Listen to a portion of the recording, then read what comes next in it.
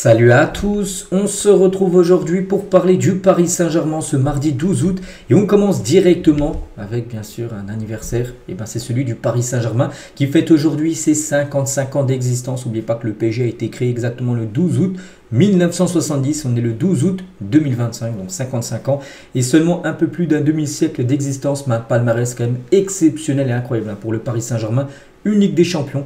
Il a remporté 13 fois la Ligue 1, 16 fois la Coupe de France, 9 fois la Coupe de la Ligue, 13 fois le Trophée des Champions, une Coupe d'Europe des vainqueurs de Coupe, une Coupe Intertoto et une Ligue 2 remportée. Et peut-être demain, les gars, tu peux peut-être rajouter une nouvelle ligne à ton palmarès, peut-être remportant la Super Coupe d'Europe en cas de victoire face à Tottenham.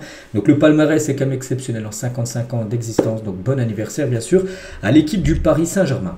Concernant le programme de la semaine, donc je vous montrerai bien sûr cette photo là tous les jours. Donc aujourd'hui on est mardi et mardi c'est entraînement. Tout d'abord 19 h, mais pas Paris, mais plutôt du côté de Udine en Italie. Ça sera l'entraînement dans le stade où se déroulera demain, bien sûr, la Super Coupe d'Europe face à Tottenham. Donc il y aura également la conférence de presse ce soir à 20 h 15 de Luis Enrique.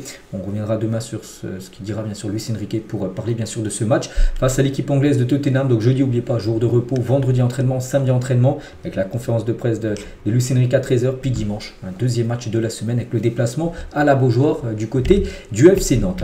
Et concernant le programme du jour, donc les champions d'Europe s'envoleront donc maintenant aujourd'hui dans la journée pour rejoindre Udine, peut-être en fin de matinée. Donc entraînement prévu ce soir, bien sûr, à l'Udinese Arena, suivi de la conférence de presse à 20 h 15, bien sûr. Et concernant le dernier entraînement, donc pas celui d'aujourd'hui, parce que pour l'instant il n'a pas encore eu lieu, ce sera ce soir à 19 h, mais celui d'hier, il y en a eu un à 11 h du matin. Quelques photos. On commence tout d'abord avec le nouveau gardien de l'équipe parisienne, bien sûr, Lucas Chevalier.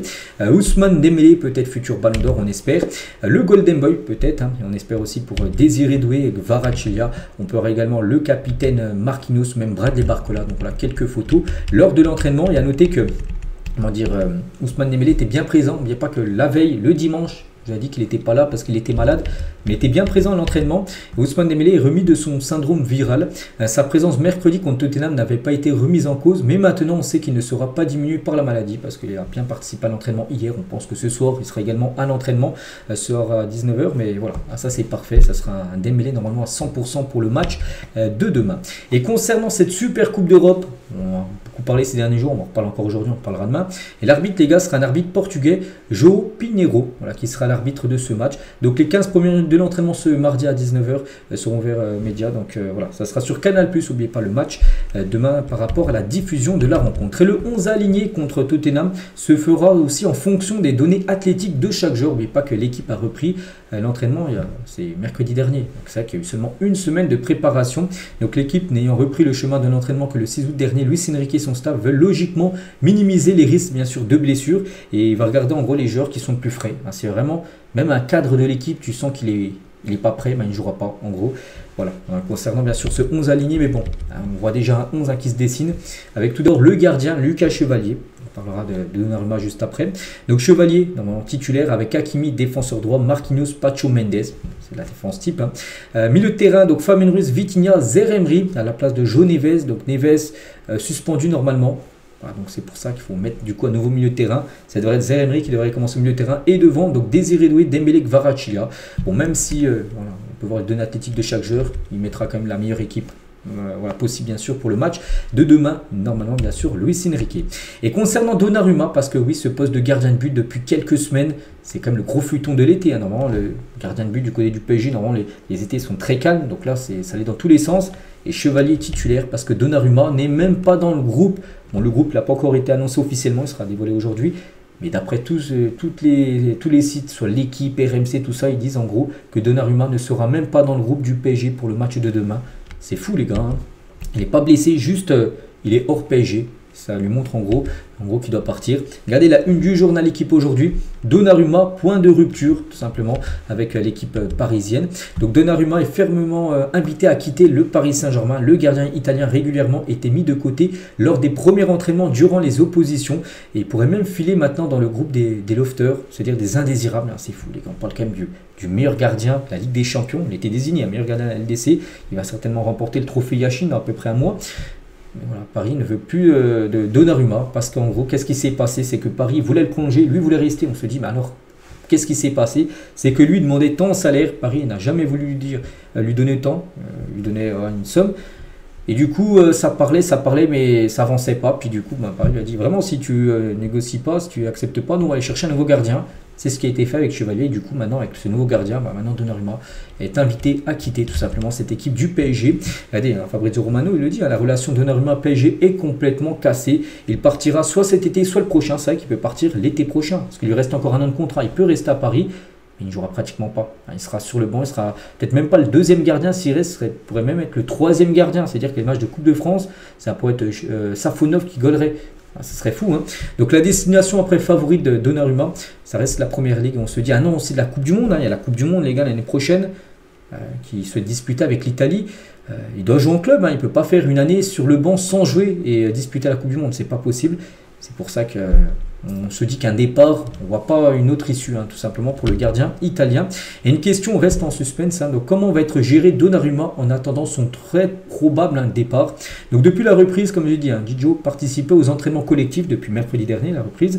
Mais ce lundi, donc hier, il n'était même pas sur la pelouse du campus PSG. Une entrée dans le loft est possible, voilà, pour s'entraîner avec les indésirables, avec Carlos Soler, avec Randal Kolo Muani aussi qui s'entraîne à part du groupe. Il pourrait intégrer ce groupe-là, voilà, tout simplement Donnarumma, mais le symbole serait terrible. C'est vrai que là on parle quand même d'un cadre, parce que Kolo Muani, tout ça, Carlos Soler, c'était des joueurs, mais pas non plus cadres du PSG. En plus, ils ont été prêtés saison dernière, alors que lui, c'est vraiment un joueur très important saison dernière, qui a gagné la LDC, en plus un poste très spécial, poste de gardien de but. Donc voilà, c'est fou comme ce qui se passe. Je ne sais pas ce que vous en pensez, mais je trouve ça quand même voilà, irréaliste. Bref, et Donnarumma savait même avant la finale de la Ligue des Champions que son aventure à Paris allait très probablement s'arrêter. Une confession qui avait eu le ton d'étonner un vestiaire où il était ultra apprécié, bien sûr du côté du vestiaire parisien. Et l'entourage de Donnarumma est très amer contre le PSG. Comment peuvent-ils lui faire ça? Après tout ce qu'il a fait en aidant le club à gagner bien sûr la Ligue des Champions, il ne l'inclut même pas dans une compétition, donc la Super Coupe d'Europe à laquelle il n'aurait jamais accédé sans son aide, c'est vrai. Parce que accéder à cette Super Coupe d'Europe, c'est gagner la Ligue des Champions. Et voilà, n'oublie pas les matchs exceptionnels, les matchs contre Aston Villa, le match contre Liverpool, le match retour, la séance de tir au but où il a arrêté tous ses pénaux. C'est vrai que moi, je trouve ça quand même vraiment abusé. Je ne sais pas ce que vous en pensez, mais c'est très triste, on va dire, la fin de Donnarumma. Du côté du Paris Saint-Germain et en Italie, on peut comprendre les médias, la presse italienne, donc mise à la porte, Gigio sans paix, respecté mais pas aimé. Je ne sais même pas si c'est respecté, là, ce qu'est en train de faire comme le PSG avec Donnarumma. Et ce qui est fou, c'est que Donnarumma ne devrait même pas avoir le droit à une dernière apparition officielle sous le maillot parisien, parce qu'il ne devrait plus jouer, même s'il reste.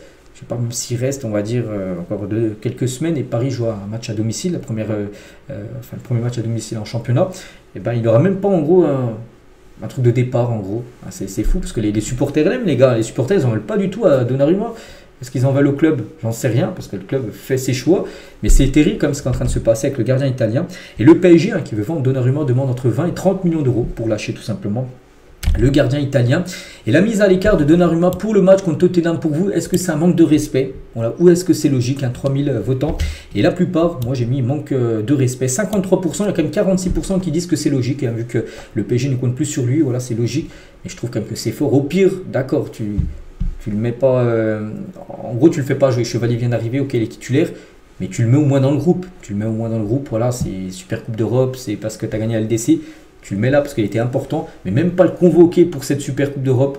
Je trouve quand même que c'est abusé. Pour moi, ça manque de respect ce qu'est en train de faire le PSG. Avec Donnarumma, j'espère que Chevalier, les gars, sera à la hauteur des ambitions. Parce que moi, depuis, pour ceux qui me suivent tous les jours, vous savez que même depuis un mois, on commençait à parler peut-être que le PSG allait changer de gardien. Je dis que Paris doit garder Donnarumma. Je suis toujours parti sur ça. On verra si j'ai eu raison ou tort dans le futur. Mais je pense que Paris va se tromper. Donc voilà, concernant le poste de gardien de but. Bref, on continue avec Zabani. Donc lui aussi, hier jeudi, normalement ça a été officiel. Bon, on espère qu'aujourd'hui ça va l'être. Donc lui aussi, donc il doit signer aujourd'hui au PSG. Et João Neves aussi ne figure pas non plus dans le groupe pour la finale contre Tottenham. Parce que l'un est suspendu et l'autre, il n'est pas encore prêt à jouer. Mais c'est signé pour Zabani au PSG. Il n'y a pas de souci pour les 5 prochaines années. Visite médicale passée. Donc il a même enlevé dans sa biographie de son compte Instagram la mention Bournemouth, donc son ancien club. Il a même enlevé ça, il a mis qui joue à l'Ukraine, mais il a enlevé son club parce que bientôt il va mettre arrobas Paris Saint-Germain, donc joueur bien sûr du PSG. Et Zabani va se rendre à Udine avec le groupe de Luis Enrique, même s'il ne pourra pas disputer la rencontre, il ne pourra pas jouer le match de demain, mais il devrait s'entraîner pour la première fois avec le groupe parisien ce soir 19h. Ils s'entraîneront donc la première fois ce soir une séance d'entraînement ouverte à la presse, donc on verra certainement des photos ce soir que je vous montrerai demain des Arbani avec les couleurs du PSG, parce que son transfert devrait se faire bien sûr dans l'après-midi. Concernant Safonov, donc retour en Russie pour Safonov peut-être, c'est que le poste de gardien de but, on revient sur les gardiens, et le Spartak Moscou serait intéressé et que le gardien serait ouvert à un retour en Russie selon Football 24 russe, un site média russe. Donc de ce côté, Softsport indique aussi un avenir en MLS ou un retour en Russie. Le Zénith pourrait aussi assumer financièrement une telle opération. Donc Krasnodar, son ancien club, ne semble pas être une destination très crédible. Donc peut-être un retour en Russie pour Safonov, on verra après. C'est vrai que s'il y a le départ, de Donnarumma, on se dit peut-être Safonov pourrait rester, toujours être le numéro 2, derrière cette fois-ci Lucas Chevalier, parce que Arnaud Tenas, lui, il va partir. Donc comment envisage de recruter Arnaud Tenas? L'équipe de Fabregas a peut-être trouvé le candidat idéal en la personne d'Arnaud Tenas, qui devrait partir du côté de cette équipe italienne, donc là il pourrait être titulaire. Donc oui, bien sûr, on peut comprendre l'envie de départ du jeune Arnaud Tenas. Et concernant Randal Kolo Muani, donc c'est très chaud pour la conclusion du deal de Randal Kolo Muani à la Juve. Tiens, c'est Fabrizio Romano qui l'a dit hier en live. Donc la formule du deal, un prêt avec une obligation d'achat ou un achat définitif, l'intention du joueur de rester à la Juventus a été déterminante, parce qu'il lui a poussé pour retourner à la Juve. Donc voilà, tout devrait se finaliser là très prochainement, et on finit avec ça aujourd'hui. Donc voilà tout ce qu'il y a à dire aujourd'hui sur le Paris Saint-Germain. J'espère que ça vous a plu. On se retrouve nous demain, et demain donc gros avant-match dans la rencontre demain soir prévu bien sûr contre Tottenham. Bonne journée à vous et à demain.